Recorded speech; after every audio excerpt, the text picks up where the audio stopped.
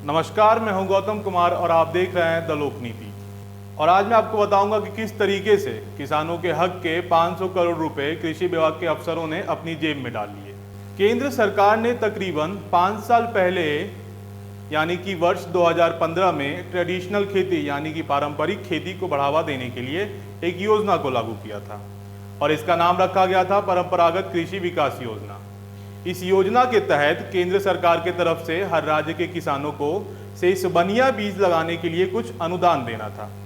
सेसबनिया बीज की किसानी के लिए इस योजना में प्रति हेक्टेयर किसानों को 12,000 रुपये देने का प्रावधान था, लेकिन कृषि विभाग के अफसरों ने बीज का नाम ही बदल दिया।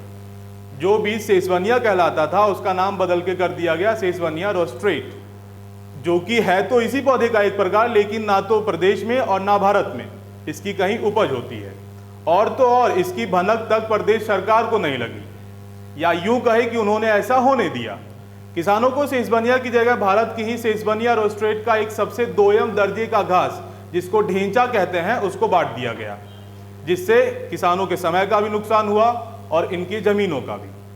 अब आपको बताते हैं कि ये सेसबनिया बीज आखिरकार होता क्या है। सेसबनिया एक फूल का पौधा होता है जिसके फूल सफ़ेद और लाल भी होते हैं, लेकिन सफ़ेद फूल में कई सारे औषधीय गुण होते हैं और इसका इस्तेमाल पेट से जुड़ी बीमारियों में किया जाता है। जबकि सेसबनिया रोस्ट्रेट एक विदेशी पौधा है और इसकी कीमत भारतीय बाज़ारों में काफ़ी ज़्यादा है। यह बीज करीब 225 रुपये किलो आता है, माफ़ कीजिएगा 225 रुपये किलो आता है। और ढेंचा बीज किसानों को बांटा गया, उसकी कीमत मात्र 25 रुपये किलो है, जिसका इस्तेमाल खेत की उर्वरकता को बढ़ाने के लिए किया जाता है और इसका कोई इस्तेमाल इसके अलावा नहीं है। कृषि विभाग के अफसरों ने किसानों को तो धोखा दिया ही, इसके साथ साथ केंद्र को भी धोखा दिया। कैसे, जानते हैं। कृषि विभाग के अफसरों ने इस खेल को पूरे शिद्दत से खेला है। पहले तो उन्होंने केंद्र के आदेश को बदल दिया, केंद्र की पूरी गाइडलाइंस को बदल दिया। जिस बीज का नाम सेसबनिया था उसका नाम बदल के सेसबनिया रोस्ट्रेटा कर दिया गया और किसानों को बांट दिया गया दोयम दर्जे का ढेंचा बीज। ये घोटाला तकरीबन 500 करोड़ का बताया जा रहा है और अगर किसी की नज़र में नहीं आता तो अंत तक ये घोटाला पहुंचते पहुंचते करीब 4100 करोड़ रुपए का हो सकता था। अफसरों ने इतना किया, लेकिन उस समय की सरकार को इसकी भनक तक नहीं लगी, पता नहीं कैसे। ये तो शिवराज सिंह के समय के कृषि मंत्री रहे गौरी बिसेन ही बता सकते हैं, या फिर अब के कृषि मंत्री सचिन यादव से ये पूछना चाहिए कि 1.5 सालों तक ये छुपा कैसे रहा। अफसरशाही को नकारने वाले शिवराज सिंह के कार्यकाल के दौरान तकरीबन 3.5 सालों तक ये घोटाला चलता रहा और किसी भी नेता को इसकी भनक तक नहीं लगी। अफसर के साथ दलालों ने भी किसानों के हक का पैसा अपनी जेबों में भरा और पूरी मंत्रालय चीर निद्रा में सोती रही। जाने कैसे। हो सकता है जांच आगे बढ़ने के बाद कुछ नेताओं के भी नाम आए, पर अभी तक ऐसी कोई पुष्टि नहीं की गई है। इस योजना के तहत इसकी लागत का 60% हिस्सा केंद्र की तरफ से आना था, जबकि बाकी का 40% राज्य के खजाने से जाता। मतलब अफसरों ने केंद्र को तो चूना लगाया ही, साथ साथ राज्य को भी चूना लगाने की पूरी तैयारी कर रखी थी। इस घोटाले को किस तरीके से अंजाम दिया गया, अब आपको ये समझाते हैं। अच्छा, जिस कंपनी को इन बीजों के खरीदी का टेंडर दिया गया, वो कंपनी भी सिर्फ कागजों पर ही काम करती है और उस कंपनी को बोला जाता है कि रातों रात खड़ा कर दिया गया।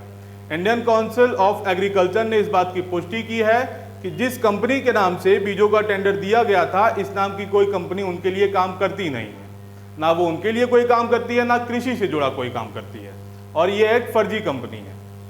अभी तक कंपनी के मालिक का नाम सामने नहीं आया है, लेकिन कंपनी का नाम बताया जा रहा है जियो लाइफ। मतलब कि कंपनी भी अपनी, बीज भी अपना और घोटाला भी अपना।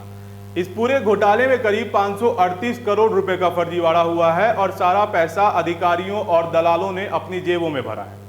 और जो किसान पहले से ही मर रहे हैं, आत्महत्या कर रहे हैं, उनको और भी बदहाल स्थिति में ला खड़ा किया है। अगर जो इस घोटाले का राज अभी सामने नहीं आता तो सभी अधिकारी खुद मंत्री बनने की फिराक में बैठे थे, क्योंकि इतने बड़े घोटाले तो हमने ज़्यादातर मंत्रियों के हिस्से में ही देखा है। अगर इस घोटाले को यही नहीं रोका जाता तो तय समय सीमा के दौरान ये घोटाला तकरीबन 4100 करोड़ रुपए का हो सकता था। यानी कि किसानों की किस्मत को इन अधिकारियों के जूते तले रौंद दिया जाता। राजीव गांधी का कहना था कि केंद्र से 10 रुपए चलते हैं तो आम आदमी तक 1 रुपए पहुंचते हैं। वो 1 रुपए में कैसे तब्दील हो जाता है 10 रुपया, इस घोटाले से आपको बहुत आसानी से समझ में आ जाएगा। किस तरीके से अफसर जो है केंद्र और राज्य की योजनाओं को अपने तरीकों में ढाल देते हैं और उस तबके तक, जिस तबके तक उस योजना के तहत वो राशि, वो चीजें पहुंचनी चाहिए जो नहीं पहुंच पाती हैं। आज के लिए बस इतना ही। मुझे यानी गौतम कुमार को दीजिए इजाजत। नमस्कार।